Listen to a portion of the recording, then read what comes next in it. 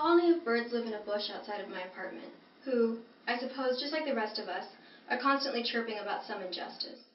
The birds aren't peaceful or calm as I imagine birds to be, free, above it all, too high for scrutinizing eyes to see, truly unaffected by gravity in a way only a creature with wings can be. Not my unexpected neighbors, no, they're a cacophony. They're chaos. I never see them, but I hear them wherever I go. I've spent so long listening to them, in fact, that I know what they're talking about. Sometimes they complain about politics. They say Trump is killing us. They say feminism is vital. They say they demand harsher gun laws. They say the drinking age in the U.S. is bogus.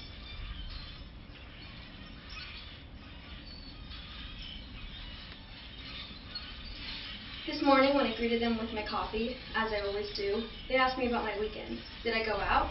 How much did I drink? Did I meet any boys? Make any new friends? But this is the point in the morning where the dream haze has dissipated, where everything is painfully quiet and extraordinarily loud. And this is when the birds become mean. No, I haven't made any new friends, I meekly tell them. No, I certainly didn't talk to any boys. Of course, the birds say. You're tragically annoying. You're painfully awkward. We're sure that everyone wanted you to go home. We're sure your friends were embarrassed. We're sure you were only talking about yourself. Of course you don't have any new friends. If anyone wants to be your friend, they're lying. Then, sometimes they screech so loudly, I feel like I could drown. Drown in the sky, inhale too much oxygen, get it stuck in my throat. But the birds tell me that they're the only friends I deserve. Today, they're loud enough to keep me from leaving my bedroom. This is an example of a day where I surrender to my social anxiety. This is the day where I slip into the textbook definition. At all costs, I must avoid the significant emotional distress caused by being introduced to other people, being teased or criticized, being the center of attention, being watched while doing something, meeting people in authority, most social encounters, especially with strangers, going around the room or table in a circle and having something to say, interpersonal relationships, whether friendships or romantic. This is me being shy. On days when I cannot silence the birds, I wake up at 5:30, jolted awake by the thought of anyone seeing my film. By 6 a.m., I have a full face of makeup on. By 7 a.m., I have the urge to take it all off. I don't want to stand out. An hour ago, I wanted to hide behind it. Now I worry people will think I want them to look at me. See, being shy is not about being quiet. It's a fear of being seen and obsessing over the idea of being seen in an unflattering light. And even that's ironic. I've wanted to be known for nothing. I've wanted to be invisible. But that became my identity. And then I have a big, dumb post-it note on my forehead screaming for everyone's attention. Quiet girl. But I'm not quiet. I'm thinking about my hands, about how my friend said they were disgusting. And then I dig the nail of my thumb into the calluses on my pointer finger, exposing softer layers of skin. I'm so paralyzingly conscious of where my arms rest, of the curve of my fingers, so I must take out my frustration on them, until they're cracked and bleeding and raw, and now I must hide them. The birds remind me that they're disgusting. If that's what my friend thinks, then maybe that's what everyone sees when they look at me. I'm not quiet. I'm at a party, balled into a corner, with my legs pulled up to my chest. I'm clutching a red Solo cup that is mostly gin. I see a guy from across the room, and I give myself the rare pleasure of thinking he's cute. And then he begins walking towards me, as if hearing the thought. I wonder if I'm thinking too loud. My ears flood.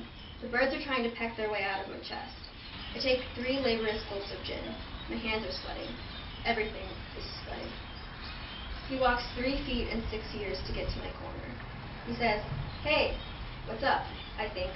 I assume, but I'm not sure. The birds chirp over him coolly.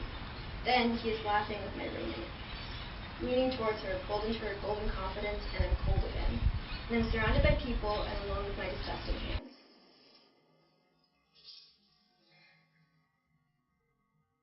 Social anxiety is when I've checked and rechecked my work schedule 5 times because I could not leave for work until I'm sure who's going to be there and when. I have to get ready 20 minutes in advance so that I have time to rehearse jokes in case I need to talk to the produce guys. What if I need to ask if we have any cantaloupe? What if I forget my question halfway through? Do we have any cantaloupe? Have you seen any cantaloupe? How great would it be if we had cantaloupe? Excuse me. Hi. Yes. Where's the cantaloupe? Dude, where's the cantaloupe at? And I want the new girl to like me. I'm calm, cool, collected, good at everything. Before I've clocked in, I know I won't speak to anyone but to point a customer into the direction of the garlic root. All of this isn't to say that I'm not social, that I'm not loud and in charge or bold. I can be, but I pay a price for it later. Play it over and over in my head, the birds adding commentary. They thought it was awful. They clapped to avoid an awkward silence. We're all tired of hearing my loud voice talk about myself. As I get older, I found ways to drown out the incessant chirping.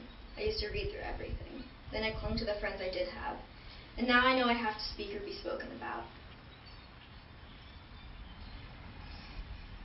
I found that storytelling, that art, can be birdseed. It keeps them happy, allows me to control, project these unalterable versions of myself, send them out into the world, be less concerned with how they are received. And when I'm in my own controlled little world, the feeling sometimes dissipates altogether. In my bedroom, the plants do not judge me. They know what it's like to be shy. Sometimes I feel as if they understand the burden of a world that demands you speak, and you speak well, or be pecked up and spit back out. Today I cannot leave my bedroom. Today my hands cannot handle any more abuse. The feeling does not go away, but sometimes the noise is quieter, and sometimes you just become desensitized. Birds are all we ever hear out alone if we choose to listen to them. But tomorrow I will listen to music.